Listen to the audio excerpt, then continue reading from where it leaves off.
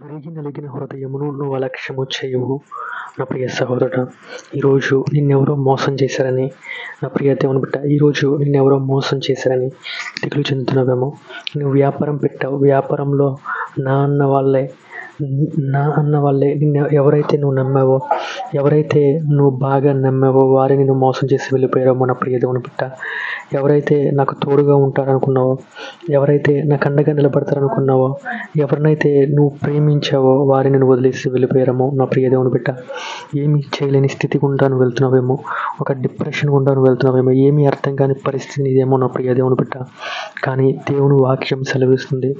దేవుడు ఈరోజు మనతో మాట్లాడుతున్న నా ప్రియ దేవుని బిడ్డ, విరిగి నలిగిన హృదయంని దేవుడు విడిచిపెట్టడాన్ని దేవుని వాక్యం సెలవిస్తున్న ప్రియ దేవుని బిడ్డ, దేవుడు ఖచ్చితంగా నీ దగ్గరకు వస్తాడంట, నిన్ను కడతాడని దేవుని వాక్యం సెలవిస్తుంది. కనుక భయపడక, దేని గురించి నువ్వు చింతించున్నావు, దేని గురించి నువ్వు భయపడుతున్నావో, దేని గురించి నువ్వు డిప్రెషన్లో ఉన్నావో దాని గురించి భయపడక దేవుడి అందు విశ్వాసం ఉంచిన ప్రియ దేవుని బిడ్డ, దేవుని సహాయాన్ని కోరు. దేవా, ఈ స్థితిలో నుంచి నన్ను విడిపించండి, ఈ డిప్రెషన్లో నుంచి, యేసయ్యా ఈ చేతగాని స్థితిలో నుంచి నన్ను విడిపించండి అయ్యా.